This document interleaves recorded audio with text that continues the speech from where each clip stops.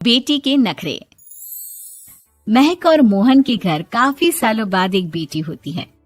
वो उसे देखकर काफी खुश रहते, उस बच्ची की छोटी सी छोटी चीजों का ख्याल रखते।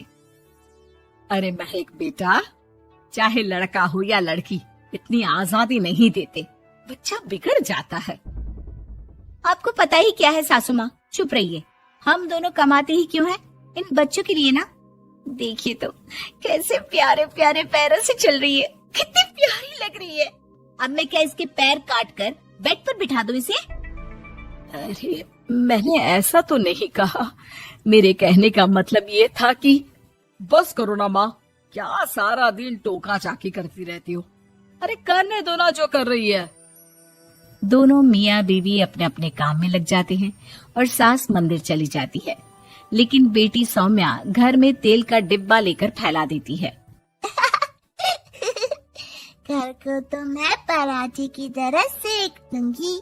मैंने सारा तेल फैला दिया, अब मैं इसे सेक दूंगी। महक कमरे में आती है जहाँ सारे तरफ तेल ही तेल फैला हुआ होता है। अरे मोहन देखो तो, अपनी छोटी सी बच्ची की हरकत, पूरे घर में तेल फैला दिया। मोहन भी आकर हंसने लगता है।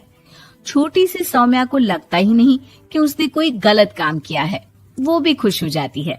अब तो आए दिन वो कोई ना कोई नया नुकसान करती, कभी टूथपेस्ट गिरा देती तो कभी डिटर्जेंट। हालत ये थी कि घर का राशन किसी किसी महीने तो 2 बार भरना पड़ता। रोज ये कोई ना कोई नुकसान करके खड़ी होती है। अरे तो क्या हो गया माँ जी, बच्ची है, बच्चों वाले काम ही करेगी ना। आप बिना पता नहीं क्यों उसी के पीछे पड़ी होती हैं। धीरे धीरे सौम्या बड़ी होती है। एक दिन, माँ देखो दरवाजा खोलो, वो ऑनलाइन मैंने जीन्स मंगवाई थी, वो आई होगी। 3000 दे देना और पैकेट ले लेना। 3000? ऐसे कैसे जीन्स है बेटा, ये तो बहुत बड़ा अमाउंट है। माँ फालतू बात थोड़ा कम ही किया करो और जल्दी जाओ, वरना समझ लो खाना नहीं खाऊंगी मैं आज सारा दिन। सास वहीं खड़ी सब देख रही थी, लेकिन अब तो उन्होंने भी बोलना छोड़ दिया था। अब तो आए दिन सौम्या के खर्चे बढ़ते ही जा रहे थे, कभी महंगी ड्रेस तो कभी दोस्तों के साथ पार्टी। पैसे दे दो तो ठीक, ना दो तो घर में कलेश। ये सब तुम्हारे ही कारण हुआ है। देख रही हो कैसी हरकतें हो रही है इसकी। रात के 8 बज गए हैं, लेकिन महारानी जी घर पर है ही नहीं। तभी सौम्या पड़ोस के लड़की के साथ वहाँ आती है। ओके बाय रोहन, कल फिर मिलेंगे, लव यू। ये क्या हरकत है सौम्या, आज तो तुमने हद ही पार कर दी। पापा कब से परेशान है। और ये लड़का कौन है? तभी पास खड़ी सास बोलती है, देखो महक, आज तक मैंने कहा नहीं था, लेकिन मैं आज कहूंगी, क्योंकि ये मेरे घर का मामला है। मैं नहीं चाहती कि मेरे बेटे का खानदान खराब हो या फिर कोई हम लोगों के घर के लिए बात करे। जाओ इसे ऊपर कमरे में छोड़ाओ, इससे कल बात करेंगे।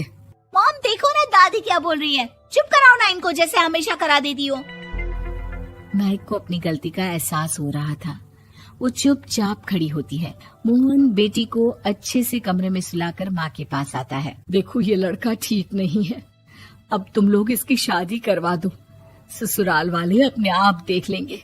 शादी के बाद जिम्मेदारी पड़ेगी तो सब ठीक हो जाएगा। शादी अभी तो 25 की है ये। तो क्या 50 तक बैठाओगी?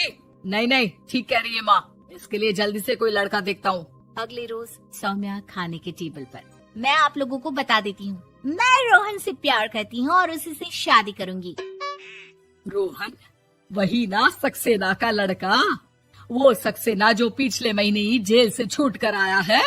वो जेल नहीं, काम के सिलसिले में अमेरिका गए थे। अच्छा, सक्सेना अमेरिका गया था तो क्या पैसा वैसा कमा कर नहीं आया? ये देख रही है ब्लाउज, उसकी बीवी ने सिला था मेरा। पैसे की कमी का रोना रो रही थी, पति को कोस रही थी कि जुआ खेलते पुलिस ने पकड़ा और लगी लगाई नौकरी भी छूट गई। दादी कुछ भी मत बोलो, दादी को चुप कराओ ना। दादी जो बोल रही है ठीक बोल रही है, तेरे पापा ने तुझे देखने के लिए लड़के वालों को कल बुलाया है, समझी?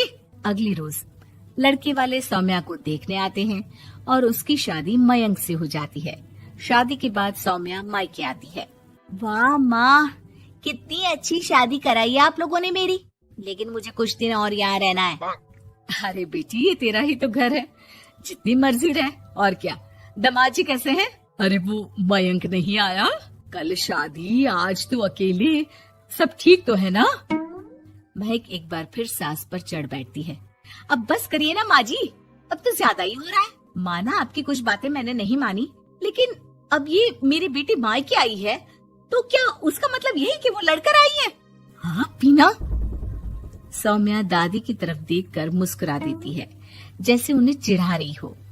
दादी, मैं लड़का नहीं बल्कि ये बताकर आई हूँ कि मुझे कुछ दिनों के लिए यहीं रहना है, माँ के पास। मेरा मन धीरे धीरे ही तो ससुराल में लगेगा। अब अगर आप बोलती हैं तो चली जाती हूँ मैं। अरे नहीं नहीं बेटी, ये मतलब नहीं था तेरे दादी के बोलने का। सौम्या कमरे में चली जाती है और अगले ही पल जींस टॉप पहनकर बाहर आती है। माँ, मैं ना अपनी सहेली के घर जा रही हूँ, आने में देर हो जाएगी, खाना मैं वहीं खा लूंगी। सौम्या सहेली के घर चली जाती है।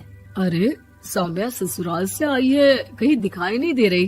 वो सहेली के घर गई है, काफी दिनों बाद बच्ची का मन कर गया होगा। महक, रहने दे अब, इतना हल्के में ना ले।